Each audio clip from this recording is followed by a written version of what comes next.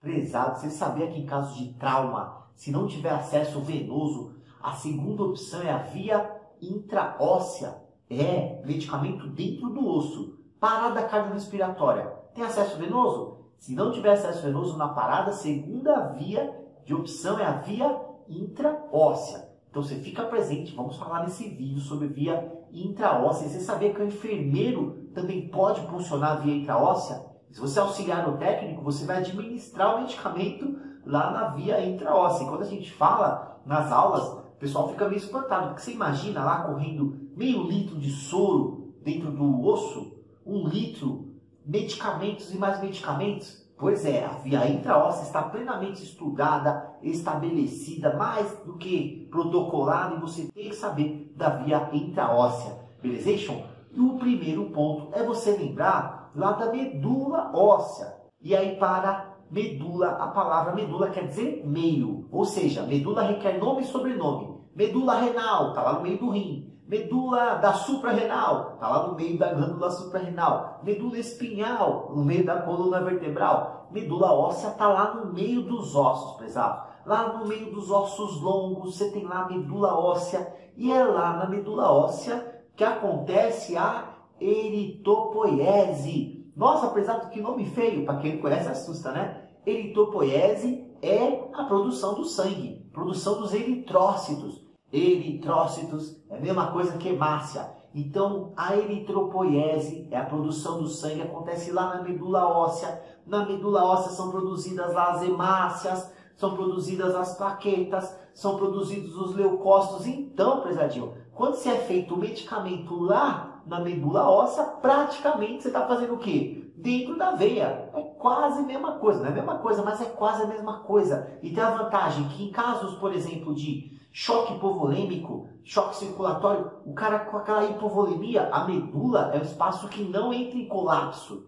Então ela não colapsa. Então ela é sempre garantida ali, você não tem como errar a medula óssea. Então tá lá, olha a literatura, diz que a punção intraóssea, vamos ler, consiste na introdução de agulha na cavidade da medula óssea, possibilitando acesso à circulação venosa para infusão de soluções e medicamentos em casos de urgência e emergência. Então, prezadinho, está lá na literatura. A medula óssea é praticamente lá o quê? Praticamente a circulação sanguínea. Protocolos falam isso. Eu vou mostrar para vocês já os protocolos. Mas olha essa imagem, prezado. Olha essa imagem, prezadinho. Dá até uma agonia assim, né? Para algumas pessoas, para mim, dá até uma agonia ficar olhando muito assim. Mas é para te mostrar que é ali que é produzida a célula sanguínea. Eles deixam ali que é produzido o sangue, prezadinho. E aí você pode administrar volume, pode administrar fármacos, pode coletar amostras de sangue, prezado. Olha lá, para fazer exames, para ver tipagem sanguínea. Belezation? Então tá lá, o protocolo do SAMU diz que na ausência de acesso no trauma, tá? No trauma. Na ausência de acesso venoso, a segunda opção é a via intraóssea. Aí ainda fala que terceira opção é a jugular externa ou dissecção venosa, que é a flebotomia. Beleza, prezadinho? Parada cardiorrespiratória.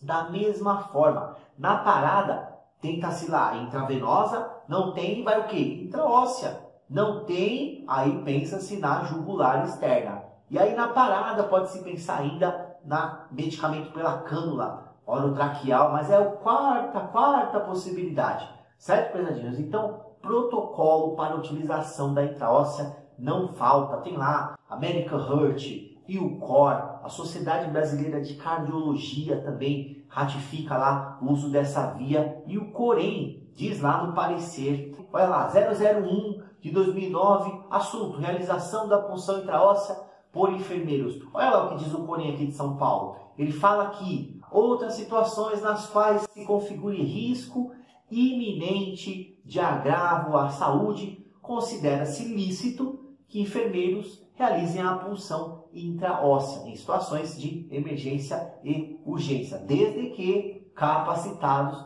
para tal finalidade. Então, respaldado, prezadinho, pelo COREM para você, enfermeiro, né? Vai lá, tem que fazer um curso, né? Para poder aplicar lá com segurança pela via intraóssea. E aí você tem vários e vários dispositivos, várias marcas, vários modelos, vários preços, né, prezados? Olha lá, essa aqui, ó, agulha Cook.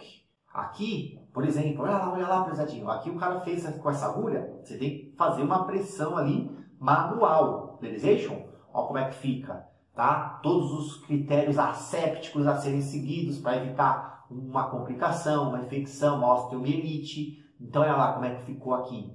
Belezation, prezados? Aí você tem dispositivos mais chiques, mais modernos.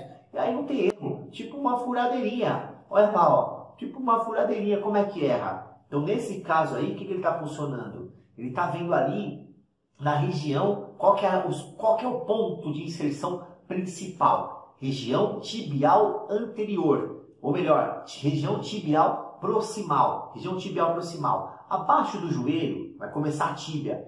Você tem ali a tuberosidade da tíbia. Põe a mão no seu joelho aí, prezado. Pode pôr. Você sente a tuberosidade, o calombinho. Tuberosidade da tíbia. 1 a 2 centímetros abaixo ali da tuberosidade da tíbia, não tem erro. Beleza? É ali que é feita a punção. Também se tem lá a região tibial distal. Lá perto do maléolo. Um ponto ali acima do maléolo. A região external. Externo também pode ser utilizado, mas a gente vê isso com menos frequência. Então, em suma, os pontos principais: tibial proximal, tibial distal, né? Eu ia falar posterior. Tibial distal, externo lá como uma terceira opção. Aí, prezadinho, é só conectar ali uma conexão em T, né? Uma dânula. Sabe o que é dânula, prezado? Torneirinha, aquela torneirinha, todo mundo chama de torneirinha. A torneirinha se chama dânula. Então, conecta-se ali uma dânula e pronto. Beleza, prezado? Muito bem, esse acesso ele vai ficar até 24 horas. Claro que tem que ser providenciado ou um acesso venoso central, ou um catéter de pique, tá bom? Não pode passar de 24 horas.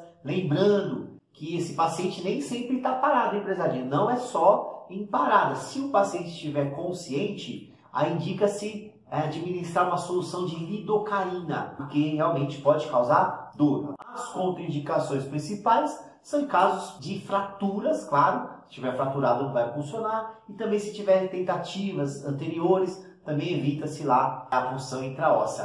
Complicações são pouco frequentes, prezadinhos, menos que 1%. E as principais complicações estão relacionadas ao extravasamento ali do local, que vai dar ali uma osteomielite. Certo, prezadinho? Então, via intraóssea, muito importante, pancadaria. Te vejo no próximo vídeo, meu prezado. Forte abraço, tamo junto.